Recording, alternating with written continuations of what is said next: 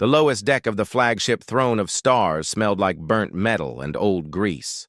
Kang Do-hun wiped his hands on a dirty cloth and looked at the broken navigation console in front of him. 3 Valoran engineers had already declared it dead. They had walked away laughing, saying no one could fix such old technology. Do-hun did not laugh. He simply got to work. He was a small man compared to the Valorans. They stood 8 feet tall with scales that shined like precious stones. They had 4 arms and eyes that glowed in the dark. Do-hun was just a human. 5 feet and 9 inches, brown eyes, black hair that was always messy from crawling through maintenance tunnels. To the Valorans, he was barely worth noticing. 2 years ago, his transport ship had been captured near the border. The Valoran Empire did not kill humans. They simply put them to work. Do-hun became a tinker, which was their word for someone who fixed things that nobody else wanted to fix. It was the lowest job on the ship. But Do-hun did not complain. He had learned long ago that complaining changed nothing. Only work changed things. His fingers moved carefully inside the console. He found the problem within minutes. A power coupling had come loose, and the backup systems had failed to activate because someone had installed them incorrectly 50 years ago. The Valoran engineers had not even looked. They had simply seen old technology and given up. Do-hun reconnected the coupling. He rewired the backup system. He cleaned the contacts with a solution he had made himself from common ship supplies. When he pressed the activation switch, the console hummed to life. Its lights glowed blue and steady. He smiled a little and moved on to the next broken thing. The work never ended on the lowest deck. Machines broke every day. Most Valorans believed that humans were stupid creatures, good only for simple labor. They did not know that Do-hun had been a spacecraft engineer on Earth. They did not know that his grandfather had taught him secrets of repair that no school could teach. They did not ask, and Do-hun did not tell them. During the meal break, a familiar face appeared at his workspace. Park Yuna was a young woman with kind eyes and a quick smile. She worked as a translator in the royal court, which meant she spent her days surrounded by nobles and warriors. But she always found time to visit the lowest deck. She carried 2 containers of food and handed one to Do-hun. He accepted it with a nod of thanks. "You look tired," she said, sitting on an empty crate beside him. "There is much to fix," he replied simply. Yuna opened her container and began to eat. "I heard news today. The Queen is preparing for the Unity ceremony. All the noble houses will attend, and there are rumors of war with the Keth Dominion." Do-hun listened while he ate. The Unity ceremony was an ancient tradition where the Queen demonstrated her strength before the allied nobles. It was meant to show that the Empire remained strong and united. If war was coming, the ceremony would be more important than ever. "The Queen must wear her ancestral armor," Yuna continued. "It is over 800 years old, a sacred relic of the Empire." Do-hun nodded but said nothing. Such matters were far above his station. He was just a tinker on the lowest deck. What happened in the royal court had nothing to do with him, or so he thought. Later that night, after Yuna had returned to her duties, something strange happened. A large container arrived at the general repair bay. 2 Valoran guards carried it in and set it down without explanation. When Do-hun asked what it was, they simply shrugged and walked away. He opened the container carefully. Inside was the most beautiful piece of equipment he had ever seen. Armor. Ancient armor made from metals that seemed to glow with inner light. The chest plate bore the royal symbol of the Valoran Empire. Do-hun's breath caught in his throat. This was the Queen's ceremonial armor, the sacred relic that Yuna had mentioned just hours ago. It should not be here. This armor belonged in the Royal Engineering Bay, where the Empire's finest technicians would prepare it for the ceremony. Its presence in the general repair bay was a mistake. Someone had misdirected it. Do-hun knew he should report this immediately. He should call the guards and tell them to take it away. He should not even look at it too closely. But something caught his eye. A small crack ran along one of the power couplings. He leaned closer and saw more damage. The energy matrix showed signs of stress. And there, hidden beneath a decorative panel, he found something that made his blood run cold. The structural joints had been deliberately weakened.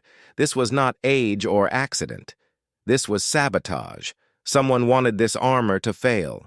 If the queen wore it during the unity ceremony, the armor would break apart in front of all the noble houses. She would be humiliated, perhaps even injured.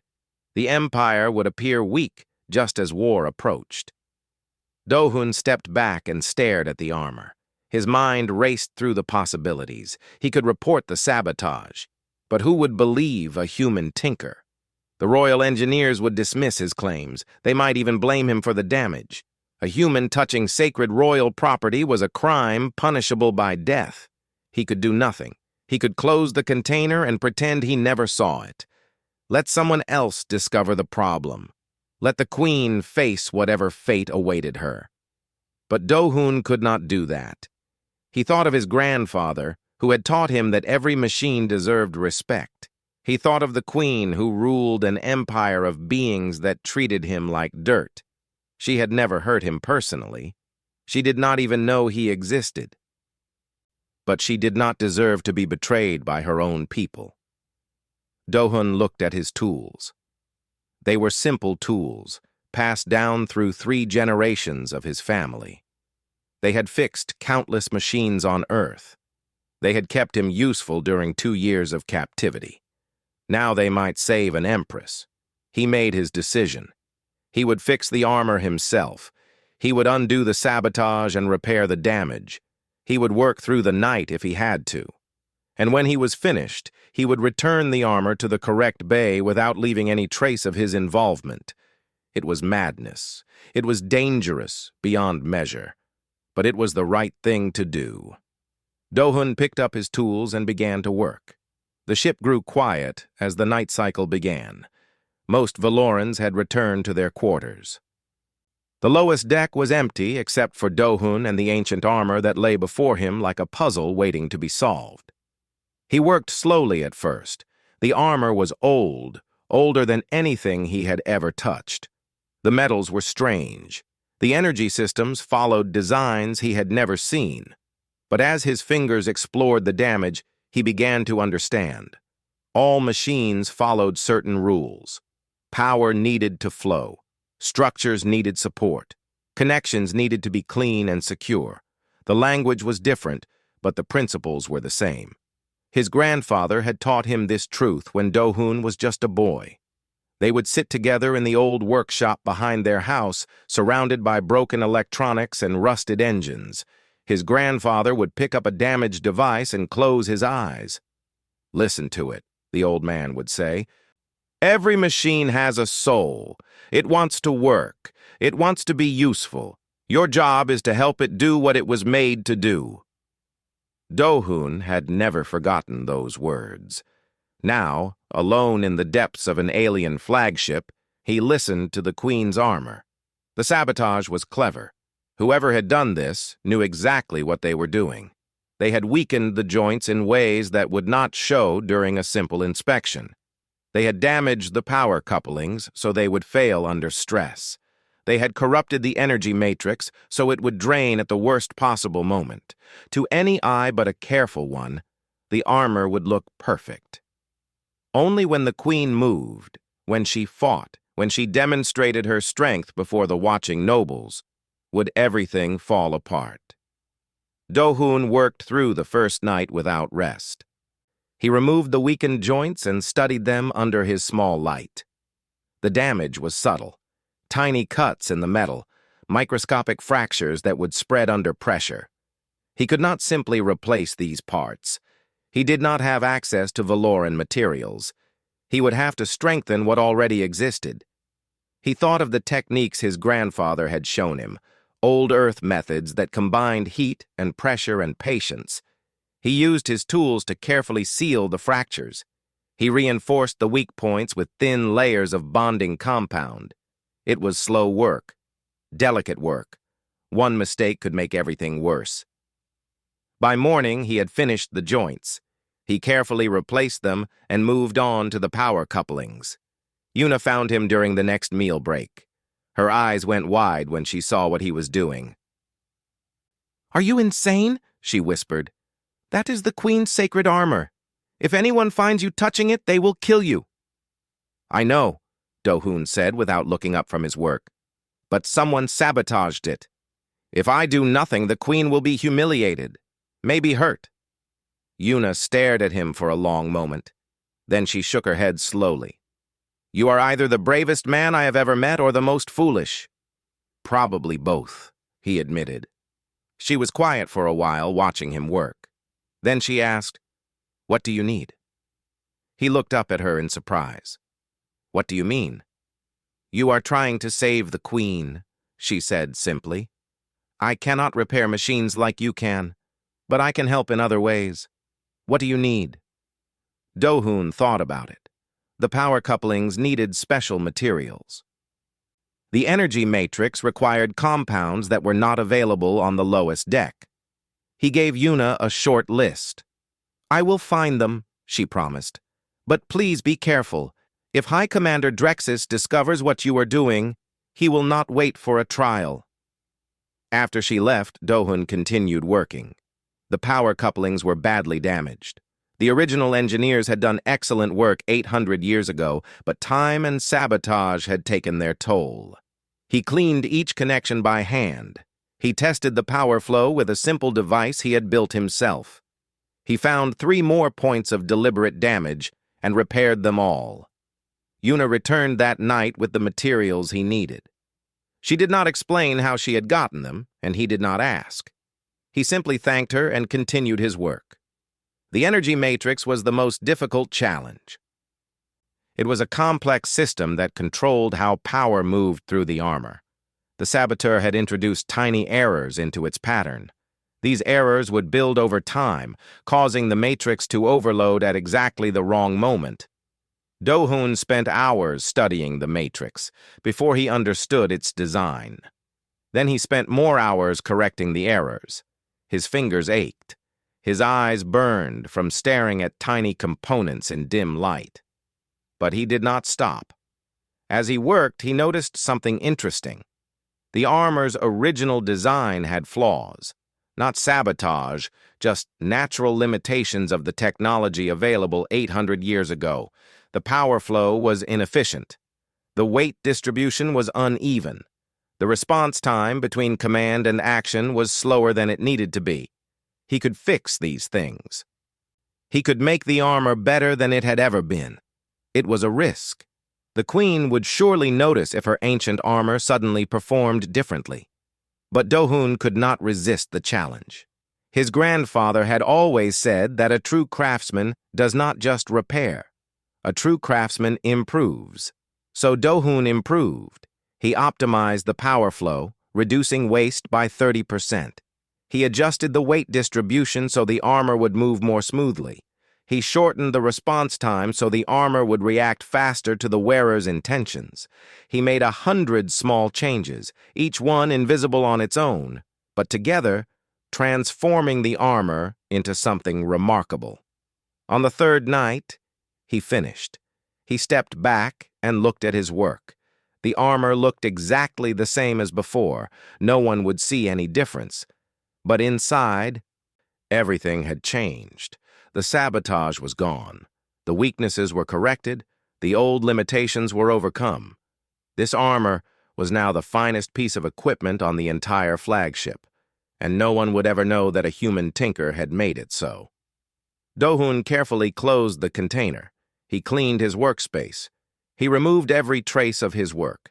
Then, in the dark hours before dawn, he quietly moved the container to a maintenance corridor where it would be found and sent to the correct bay.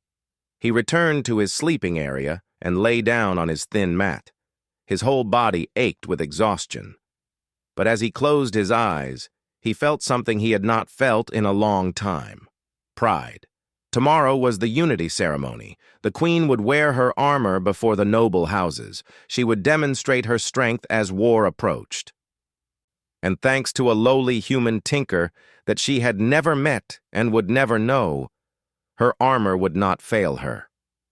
Do-hun smiled in the darkness and let sleep take him. He did not know that his work was only the beginning. He did not know that the Queen would notice every improvement he had made. He did not know that his life was about to change in ways he could never imagine. For now, he simply slept, dreaming of his grandfather's workshop and the old man's gentle voice saying, "Well done, grandson. Well done." The grand ceremonial hall was the largest space aboard the throne of stars. It stretched for hundreds of meters, with ceilings so high that clouds of mist gathered near the top. Thousands of Valorans filled the viewing galleries, representatives from every noble house, military commanders in their finest uniforms, diplomats from allied species. All had come to witness the unity ceremony. At the center of the hall stood a raised platform where the Queen would perform the ritual combat display. Ancient weapons hung on racks around the platform. Each one had been used by rulers of the past. Each one was a symbol of the Empire's unbroken strength. Do-hun watched from a small viewing screen in the lowest deck. He was not allowed in the ceremonial hall. Humans were not permitted at such important events. But maintenance workers had access to the ship's internal cameras, and Do-hun had learned long ago how to watch without being noticed. His heart beat fast as the ceremony began. Trumpets sounded. The great doors of the hall opened, and Queen Seraphine Veltora walked in. She was magnificent, 8 feet tall with scales that shined like purple jewels. 4 powerful arms that had killed enemies in a dozen battles. Eyes that glowed like twin suns. She moved with the confidence of someone who had never known defeat, and she wore the armor. Do-hun held his breath as she stepped onto the platform. The armor fit her perfectly. Its ancient metals caught the light and seemed to glow from within. The royal symbol blazed on her chest. She looked like a goddess of war. The ritual combat display began. The Queen moved through the ancient forms. She struck at invisible enemies. She blocked imaginary attacks. She spun and jumped and demonstrated the fighting techniques that had been passed down through 40 generations of rulers. Each movement was precise. Each strike was powerful. The gathered nobles watched in respectful silence. And then, something changed. Do-hun saw it in the Queen's face. A flicker of surprise, a moment of confusion. She continued the display without pausing, but her movements became different. Faster, smoother, more fluid than before. She was noticing the improvements. The armor responded to her commands more quickly than it ever had. The weight shifted perfectly with each movement. The power flowed without resistance. For 800 years, every ruler had worn this armor and accepted its limitations. Now, suddenly, those limitations were gone. The Queen finished the display with a final strike that split the air like thunder. The gathered nobles erupted in applause. It was the finest unity ceremony anyone could remember. The Queen had never looked so strong. But as the applause continued, Do-hun saw something else in the Queen's eyes. Curiosity. Suspicion. She raised one hand, and the hall fell silent. "The ceremony is complete," she announced. Her voice rang out like a bell. "The Empire remains strong. Unity will see us through the coming storm." More applause, more cheering. The nobles began to speak among themselves, discussing the impressive display. Servants moved through the crowd, offering drinks and food. The formal part of the ceremony was over. But the Queen did not leave the platform. She stood motionless, looking down at her armor. Her 4 hands moved over the ancient metal, touching the joints, feeling the connections. Do-hun watched her examine the chest plate, the arm guards, the power couplings. She was searching for something. She was searching for answers. An hour later, in her private chambers, the Queen removed the armor piece by piece. Her personal guards stood at the door. Her most trusted engineer knelt before her, ready to receive commands. The Queen held up one of the arm guards. "Tell me," she said quietly, "when was this armor last serviced?" The engineer checked her records. 3 months ago, Your Majesty. A standard maintenance inspection. No repairs were needed." "And who performed this inspection?" "Senior Engineer Korath, Your Majesty. He has served the royal house for 60 years. The Queen turned the arm guard over in her hands. "Then explain to me why this armor performs better than it did during my coronation. Explain why the response time has improved by 40%. Explain why the power efficiency has increased in ways that should be impossible." The engineer's face went pale. "I do not understand, Your Majesty. That should not be possible without major modifications. And yet here we are." The Queen set down the arm guard and picked up the chest plate.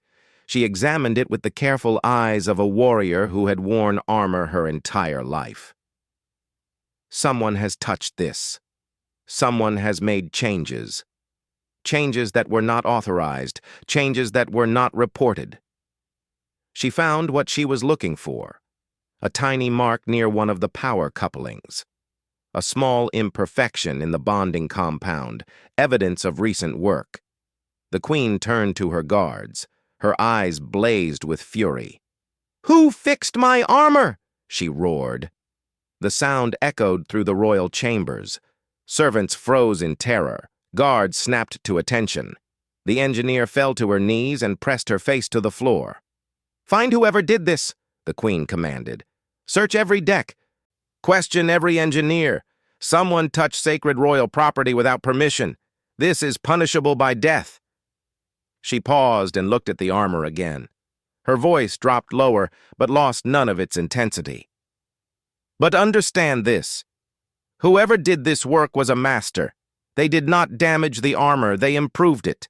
They made it better than the finest engineers of the Empire could manage in 800 years. Her 4 hands clenched into fists. "I want to know who. I want to know why. And I want them brought before me personally." The guard saluted and hurried to carry out her orders. Within the hour, security teams were moving through every level of the flagship. Engineers were pulled from their beds and questioned. Records were searched. Surveillance footage was reviewed.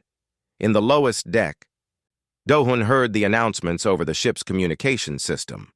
All personnel were ordered to cooperate with the investigation. Anyone with information was commanded to report immediately. Yuna found him in his workspace, surrounded by the broken machines that were his daily responsibility. "They are looking for you," she whispered urgently. "The Queen is furious. You have to hide. You have to deny everything." Dohun looked at his friend with calm eyes. "I cannot hide forever, and I will not lie." "Then they will kill you." He shook his head slowly. "Perhaps. Perhaps not. But I did the right thing. I would rather die honestly than live as a coward." Yuna stared at him with tears forming in her eyes. "You foolish, brave, impossible man." Dohun smiled gently and returned to his work. Whatever happened next, he would face it the same way he faced everything else, with quiet dignity and steady hands. The hunt continued through the night, and somewhere in the royal chambers the Queen sat alone with her armor, running her fingers over the evidence of mysterious repairs, wondering what kind of person would risk death to help someone they had never met. The investigation spread through the flagship like fire through dry grass. Security teams searched every workshop. Engineers were questioned for hours. Records were examined going back months. The Queen wanted answers, and no one would rest until she got them. High Commander Drexus watched the chaos with growing fear. He stood in his private quarters, staring out at the stars beyond the viewport. His 4 hands trembled slightly. Everything had gone wrong. The sabotage he had so carefully planned had been undone. The armor had not failed. The Queen had not been humiliated. Instead, she had given the finest unity ceremony in living memory. And now she was searching for whoever had touched her sacred armor. Drexis had worked with Lord Valen on this plot for over a year. The plan was simple. The Queen would be embarrassed before the noble houses. Her authority would be weakened. Then Valen would make his move to seize power, and Drexis would be rewarded with lands and titles beyond imagination. Now everything was falling apart. The worst part was that Drexis could not simply stay silent.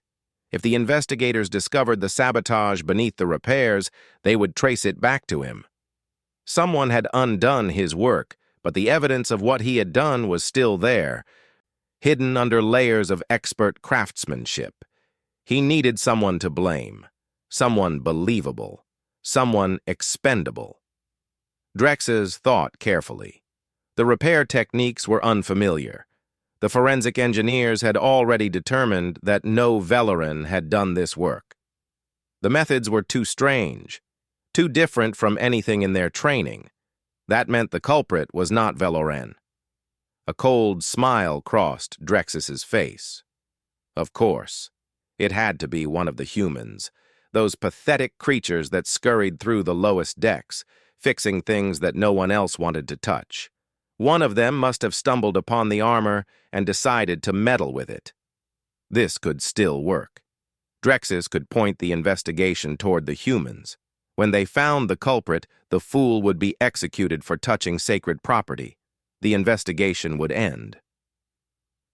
And no one would look closely enough to find the sabotage hidden beneath the repairs.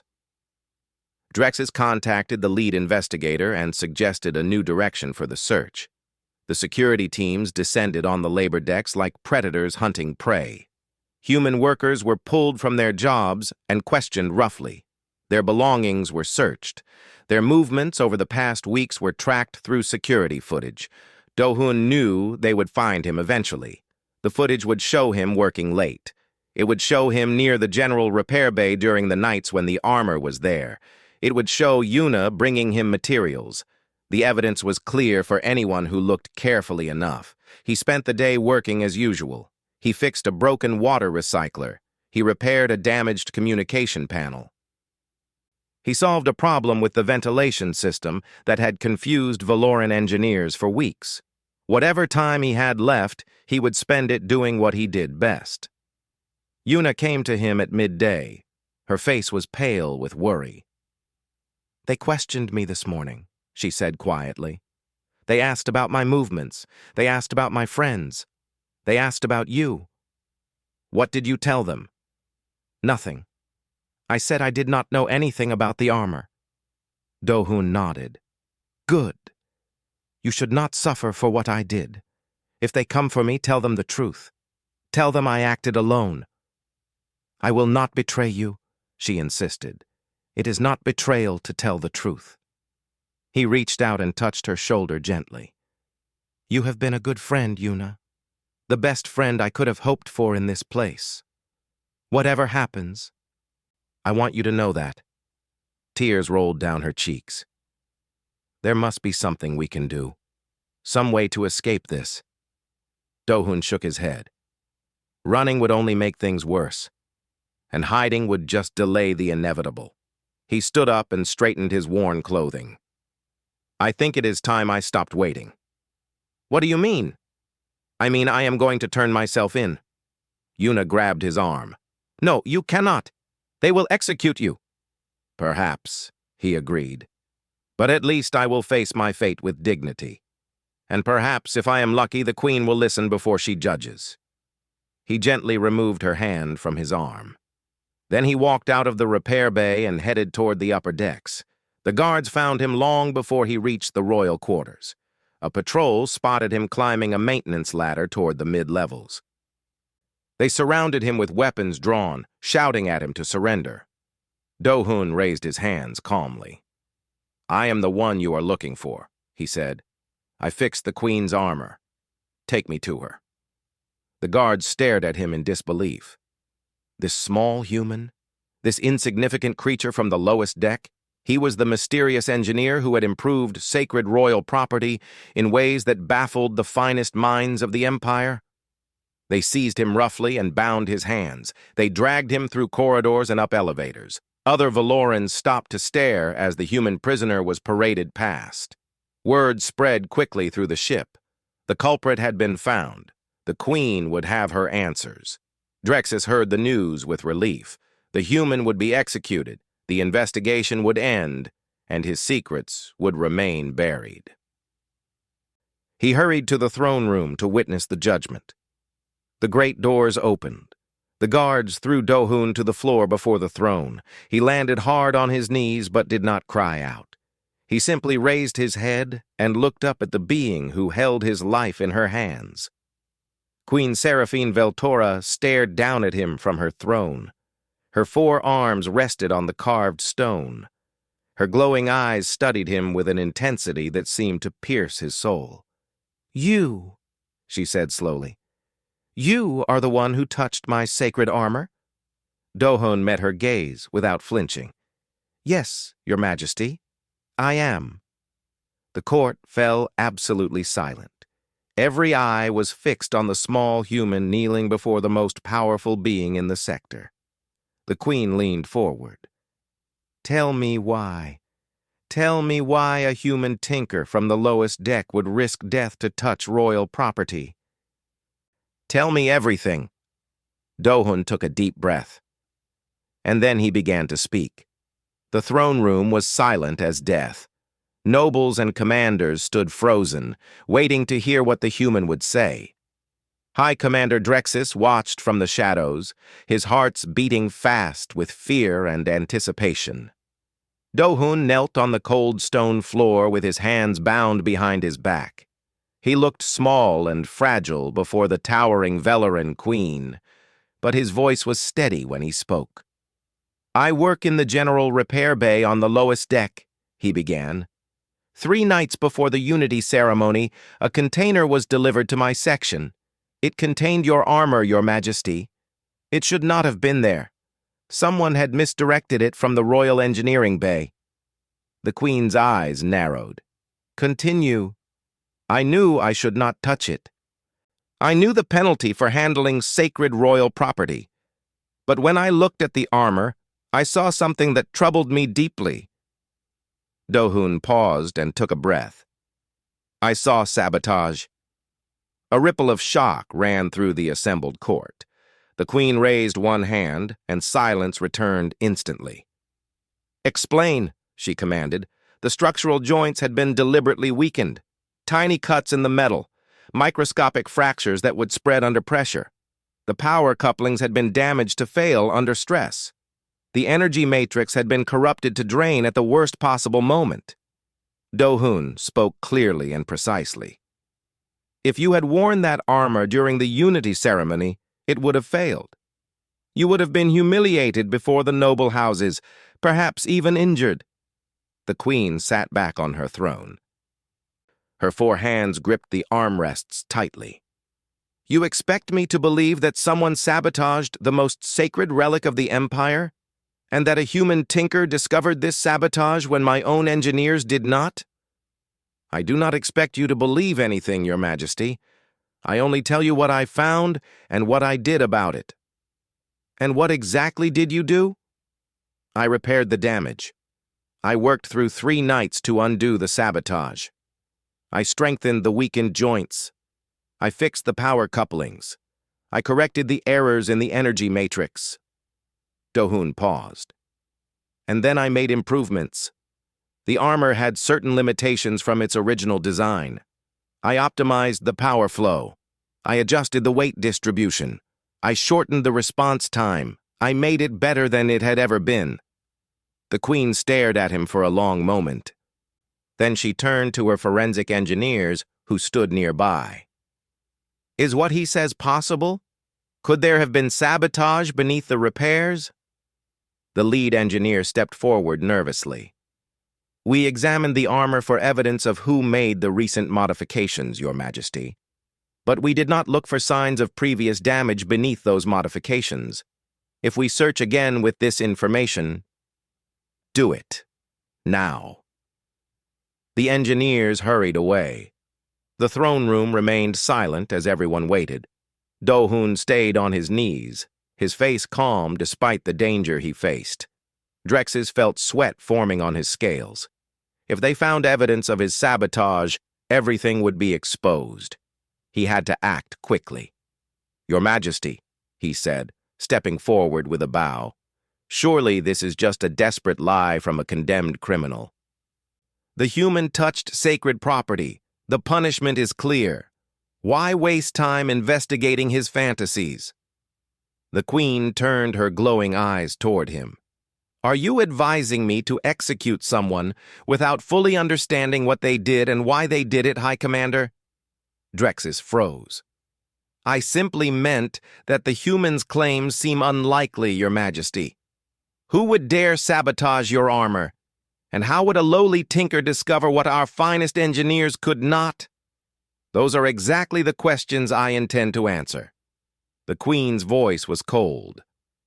"Unless you have some reason to want this investigation ended quickly?" Before Drexus could respond, the forensic engineers returned. The lead engineer carried a data tablet in trembling hands. "Your Majesty," she said, "we found it. Evidence of deliberate damage beneath the human's repairs. The sabotage he described is real. Someone did weaken the joints. Someone did corrupt the energy matrix. His repairs covered the damage, but traces remain." The throne room erupted in shocked murmurs. The Queen raised her hand again, and silence fell. "Who had access to my armor before it was misdirected to the general repair bay?" The engineer checked her records. "Only the Royal Engineering Team and High Commander Drexus, Your Majesty. The High Commander personally inspected the armor 2 weeks before the ceremony." Every eye in the room turned to Drexus. The High Commander's face went pale. "This is absurd," he sputtered. "I would never betray the Empire. The human must have planted that evidence. He is trying to frame me to save himself." The Queen stood from her throne. She towered over everyone in the room, her scales shimmering with barely contained fury. "The human could not have planted evidence before making his repairs," she said slowly. "He did not even know the armor would arrive in his section. But you, Drexus, you knew exactly where the armor was supposed to go. You had access. You had opportunity." Drexus took a step backward. "Your Majesty, please, I can explain. Can you explain why Lord Valen has been secretly meeting with you for the past year? My intelligence officers have been watching." All color drained from Drexus's face. He turned and ran for the door. He did not get far. Guards seized him before he reached the exit. They dragged him back and threw him to the floor beside Do-Hoon. The two of them knelt side by side, the saboteur and the one who had undone his work. The Queen walked down from her throne and stood before them. She looked at Drexus with disgust. "You betrayed your empire. You betrayed your queen. You will die for this." Then she turned to Do-Hoon. Her expression changed.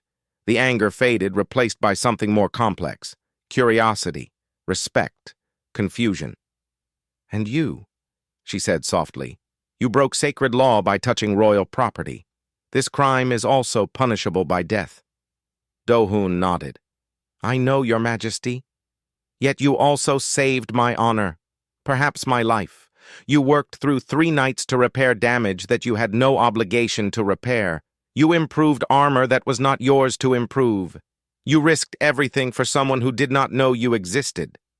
The Queen knelt before him, actually knelt, bringing herself to his level. The court gasped at this unprecedented sight. "Why?" she asked. "You owed me nothing. I had taken your freedom. My people treat yours like animals. Why would you help me?" Do-Hoon thought for a moment before answering. "Because it was the right thing to do," he said simply. "My grandfather taught me that every machine deserves respect, every person too. You did not choose to have your armor sabotaged. You did not deserve to be humiliated or hurt. The fact that your people have treated mine poorly does not change what is right and what is wrong." He met her glowing eyes without fear. "I am just a tinker, Your Majesty. I fix things. That is what I do. And when I saw something broken, I fixed it. I ask for nothing in return." The Queen was silent for a long moment. Then slowly, she rose to her feet. "What am I to do with you, human?" she asked quietly. "You deserve death for your crime. You deserve reward for your service. How do I balance these things?" Do-hoon simply bowed his head and waited for her judgment. 1 week passed after the confrontation in the throne room. High Commander Drexus was executed for treason. Lord Valen was stripped of his titles and sent to a prison colony at the edge of known space. The conspiracy that had threatened the Empire was destroyed completely. But the question of what to do with Do-hoon remained unanswered. He spent the week in comfortable quarters, not the prison cells he had expected. Guards stood at his door, but they were polite and respectful. Servants brought him good food. Physicians examined him to make sure he was healthy. It was strange treatment for someone who might still be executed. Yuna was allowed to visit him each day. She brought news of what was happening in the ship and in the Empire. "The court is divided," she told him on the 3rd day. "Some nobles want you executed for touching sacred property. Others say you should be pardoned because you saved the queen. The arguments have been fierce." "And what does the queen say?" "Nothing yet. She has been silent on the matter. No one knows what she is thinking." Do-hoon nodded and returned to the small puzzle he had been working on. It was a broken device he had found in the corner of his room, something left behind by a previous occupant. His hands needed something to do while his fate was decided. On the 7th day, guards came to escort him to the throne room. The great hall was filled with nobles, commanders, diplomats, and representatives from every corner of the empire. This was a formal assembly, the kind that happened only for the most important announcements. Do-hoon walked through the crowd with his head held high. He would not show fear, no matter what happened. The queen sat on her throne in full ceremonial dress. The armor he had repaired gleamed on her body like a second skin. She watched him approach with those glowing eyes that seemed to see everything. Do-hoon knelt before her and waited. The queen stood and addressed the assembly. 7 days ago, this human was brought before me accused of touching sacred royal property. By ancient law, this crime is punishable by death." She paused to let the words sink in. "But this human also uncovered a conspiracy that threatened my life and my throne. He repaired damage that my own engineers failed to find. He worked without hope of reward. He risked everything to do what he believed was right." She walked down from the throne and stood before Do-hoon. "The law exists to protect our traditions and our sacred objects, but the law is not more important than justice, and justice demands that I recognize this human service to the Empire." She raised her voice so everyone could hear. "I hereby pardon Kang Do-hoon of all crimes. His actions were honorable. His motives were pure. He will not be punished for saving his queen."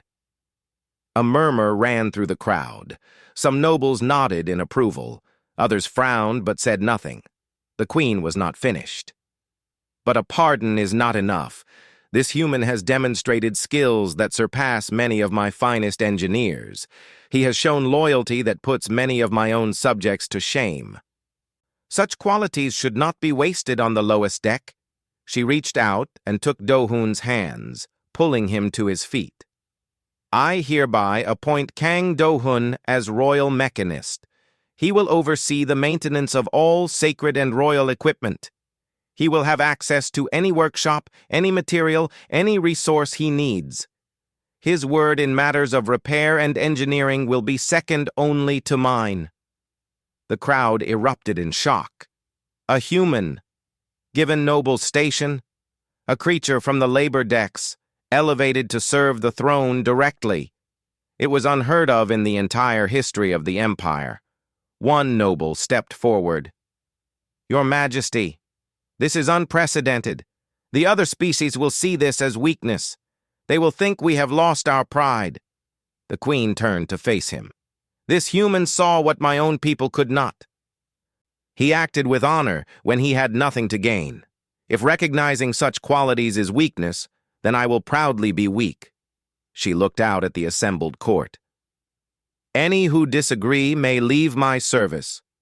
I will not force loyalty, but I will reward merit where I find it, regardless of species or station. No one moved, no one spoke. The queen nodded in satisfaction. Then it is settled. Kang Do-hun, do you accept this appointment? Do-hun bowed deeply. I am honored, Your Majesty. I will serve to the best of my ability. I know you will. After the ceremony, Do-hun was given a workshop near the royal quarters. It was larger than anything he had ever worked in. The tools were the finest in the empire. The materials included metals and compounds he had only read about in old engineering manuals. Yuna was appointed as his official assistant and translator. She cried with joy when she heard the news. You did it, she said, hugging him tightly. You impossible man, you actually did it. I did not do anything except fix what was broken, he replied, but he was smiling. In the days that followed, Do-hun began examining other royal equipment. He found problems everywhere. Decades of maintenance failures caused by arrogance and assumption. Engineers who believed their technology was perfect and did not look for faults. Systems that worked at half capacity because no one had bothered to optimize them. He made lists. He made plans. He began to fix things, one piece at a time. The queen visited his workshop often. At first, she came to check on his progress. Then she came to ask questions about the technology he was improving. Eventually, she came simply to talk. War is coming, she told him one evening. The Keth Dominion masses its fleets at the border. They believe we are weak after the conspiracy. They believe this is their chance to destroy us. Do-hun looked up from his work. Are we weak? We are strong, but strength alone may not be enough. She sat on a workbench beside him, watching his hands move over a damaged sensor array. My flagship leads the fleet. If we lose the throne of stars, we lose everything. Then we will not lose it, Do-hun said simply. The queen smiled slightly. You speak with such confidence. How can you be so certain? Because I have seen your ship, Your Majesty. I have crawled through its maintenance tunnels and examined its systems. There is incredible potential here. Potential that has never been fully realized. He met her eyes. Give me time, and I will make this ship the most powerful vessel in the galaxy. The queen studied him for a long moment. Then she nodded. Very well, Royal Mechanist. Show me what humans can do. Do-hun smiled and returned to his work. Somewhere in the distance, enemy fleets were gathering. War was coming to the Empire, and a human tinker from the lowest deck would help decide its outcome. He picked up his tools and began to build. The Keth Dominion had gathered the largest fleet in their history. 300 warships formed a wall of metal and fire across the border. Their weapons glowed with deadly energy. Their commanders spoke of victory with absolute certainty. Today, they believed, the Valoran Empire would fall. The Throne of Stars led the Imperial response. 200 ships followed the flagship into battle. They were outnumbered, outgunned, and fighting far from home. By every calculation, they should lose. But the Keth did not know about the human tinker. Do-hun stood in the engineering section of the flagship, surrounded by screens and control panels. For 3 months, he had worked without rest. He had optimized every system on the ship. He had improved weapons that had not been updated in centuries. He had strengthened shields that engineers had declared perfect. He had connected systems that had never been designed to work together. Now he would see if his work was enough. The battle began with fire. The Keth fleet unleashed a storm of energy that lit up the void like a sun. Plasma bolts and particle beams screamed toward the Imperial ships. The first wave of destruction approached with unstoppable force. The shields of the Throne of Stars flared to life. They glowed brighter than they ever had before. The enemy fire struck them and scattered like rain against stone. Not a single shot penetrated. On the bridge, Queen Seraphine watched her tactical displays with growing amazement. The shields were holding at levels she had never seen. Power reserves remained strong despite the constant bombardment. Her ship was not just surviving, it was thriving. "Return fire," she commanded. "All weapons." The flagship responded with fury. Beams of energy lanced out toward the enemy fleet. Each shot was faster and more powerful than anything the ship had produced before. Do-hun had increased the weapon cycling speed by 30%. He had boosted the output by 20% more. The results were devastating. Keth ships exploded. Their shields failed under the unexpected assault. Their formations broke as captains scrambled to understand what was happening. This was not the weak and divided empire they had expected to face. The battle raged for hours. Ships died on both sides, the void filled with wreckage and fire. But the Imperial fleet held its ground, anchored by a flagship that simply would not fall. Then disaster struck. A Keth dreadnought broke through the Imperial lines. Its suicide run carried it close to the throne of stars before point defense weapons could destroy it. The explosion slammed into the flagship with terrible force. Shields flickered and failed. Hull plates buckled and tore. Deep in the ship, a critical junction exploded. The lights went dark. Power systems screamed warnings. The ship began to drift, crippled and helpless. On the bridge, engineers reported the damage with despair in their voices. "The main power junction is destroyed, Your Majesty. We cannot repair it. The ship is dead." The Queen gripped her command throne with all four hands. Around her, the battle continued. Without the flagship's firepower, the Imperial fleet would be overwhelmed. Without her leadership, the formation would collapse. Everything they had fought for would be lost. Then her communication panel lit up with an incoming message from engineering. "Your Majesty," said a calm human voice, "this is Do-hun. I am going to fix the junction. Keep the fleet together. I will give you power." Before she could respond, the connection closed. Do-hun ran through dark corridors toward the heart of the ship. Sparks flew from damaged panels. Smoke filled the air. Emergency lights cast everything in blood red. The power junction was located in one of the most dangerous sections of the ship, surrounded by volatile energy conduits and failing containment fields. Yuna ran beside him, carrying extra tools and emergency supplies. "This is suicide," she gasped between breaths. "The radiation alone will kill you." "Maybe," he agreed. "But if I do not try, everyone dies. The Queen, the fleet, you." He looked at her with steady eyes. "I did not come this far to give up now." They reached the junction chamber. The damage was worse than the reports suggested. The main coupling had been completely destroyed. Energy leaked from a dozen broken conduits.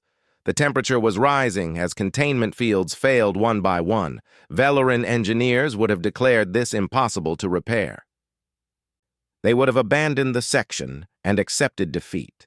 Do-hun saw a puzzle that needed solving. He worked with speed and precision, born from a lifetime of practice. His hands moved through the damaged systems, rerouting power flows, creating new connections, building something that had never existed before.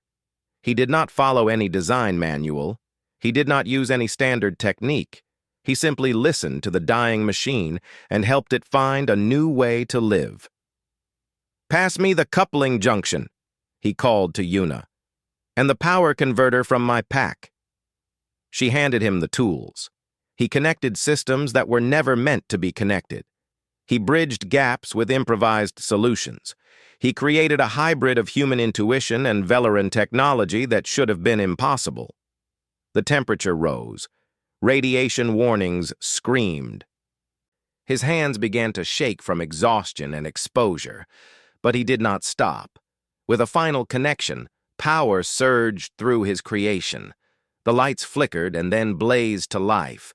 Consoles activated throughout the ship. Engines roared as they came back online. Weapons charged with deadly energy. The throne of stars rose from the dead.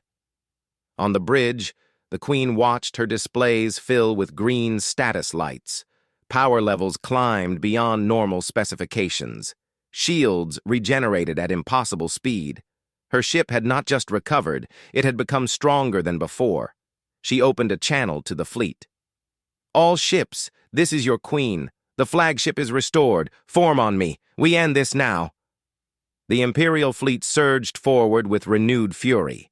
The Throne of Stars led the charge, its weapons blazing, its shields unbreakable, its engines burning with power that defied explanation. The Keth formation shattered under the assault. Enemy ships fled or died. The battle turned from desperate defense to overwhelming victory. When the last Keth vessel retreated into hyperspace, the void fell silent. The Battle of Miraxan Gate was over. The Empire had won. Hours later, the Queen walked through the damaged corridors of her ship. She found Dohun sitting on the floor outside the power junction chamber. Yuna sat beside him, holding his burned hands in her own. His clothes were torn and scorched. His face was pale from radiation exposure. But he was alive. The Queen knelt before him. Her royal guards stared in shock as their sovereign lowered herself to the level of a human. "When my people ask who saved the Empire today," she said softly, "I will tell them the truth. A human tinker who saw what needed doing and did it." Dohun looked up at her with tired eyes. "I just fixed what was broken, Your Majesty. You did far more than that." She reached out and placed one of her hands over his burned fingers. "You showed us what courage truly looks like. You showed us that the smallest person can change the course of history. You showed us that we were wrong about humans." She stood and addressed her guards. "Spread the word throughout the fleet. This man is to be honored above all others. Without him, we would have lost everything." Months later, Dohun's workshop had grown into something remarkable. Human and Velaran engineers worked side by side, learning from each other, creating new technologies that combined the best of both species. The prejudice that had kept humans in the lowest decks was slowly fading. Change was happening, one fixed machine at a time. The Queen visited often, not as a ruler inspecting a servant, but as something closer to a friend. One evening she found Dohun alone in his workshop, carefully repairing a small device that had belonged to his grandfather. The old tools sat on the workbench beside him, passed down through generations of his family. "Something broken, Your Majesty?" he asked without looking up. She smiled. It was a rare expression for the warrior queen, but it came more easily these days. "No," she said, sitting beside him. "For the first time in a very long while, everything works exactly as it should." Dohun smiled back and continued his work. Outside the viewport, stars shone bright against the endless dark. The Empire was at peace. Humans and Velarans were building a future together. And it had all begun with a tinker who fixed what was broken because it was the right thing to do.